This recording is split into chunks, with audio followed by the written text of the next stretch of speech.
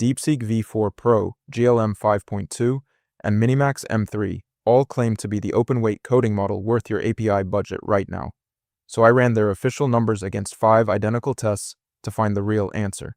The biggest surprise, the model marketed as the cheapest option isn't actually the cheapest one here, and that gap changes the whole story. By the end of this video, you'll know exactly which one deserves your money for real coding work, and which one is quietly underselling itself on price. Let's start with the number that matters most, whether these models can actually ship working code. On Terminal Bench 2.1, official vendor reported scores put DeepSeek V4 Pro at 87.9, GLM 5.2 at 81.0, and MiniMax M3 trailing at 66.0.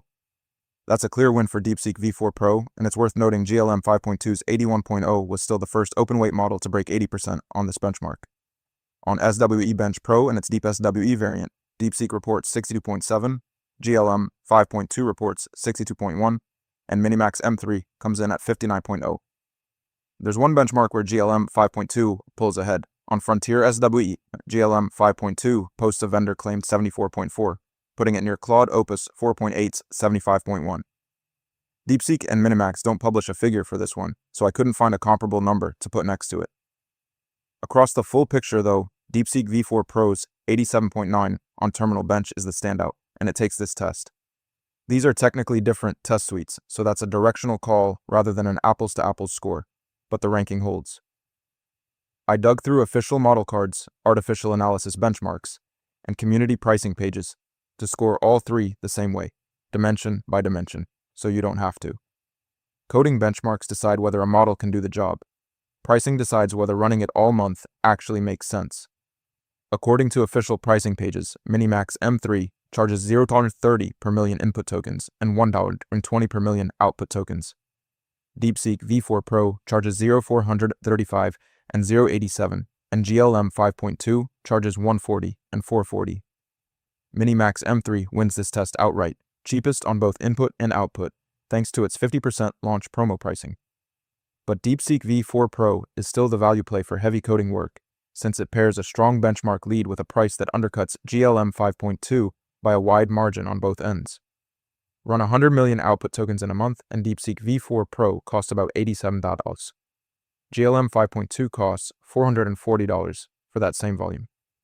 All three publish roughly the same context window, so let's call that one straight. DeepSeek V4 Pro sits at 148,576 tokens, GLM 5.2 at 1,000,000, and MiniMax M3 at 148,576. Max output is where this splits wide open. DeepSeek V4 Pro caps out at 384,000 tokens per response, according to official docs. GLM 5.2 caps at 131,072, and MiniMax M3 caps at 128,000. One of the biggest problems I run into when using AI agents is turning their output into YouTube content I can actually use to market my product. That's why this video is sponsored by Subscriber, a tool that helps business owners connect their AI agents to YouTube and market their products without spending 10 hours every week creating content. You can connect Claude or ChatGPT directly to Subscriber. It then analyzes your business, website, and YouTube channel to help you create SEO-optimized video ideas, scripts, thumbnails, and even complete videos that actually match your brand.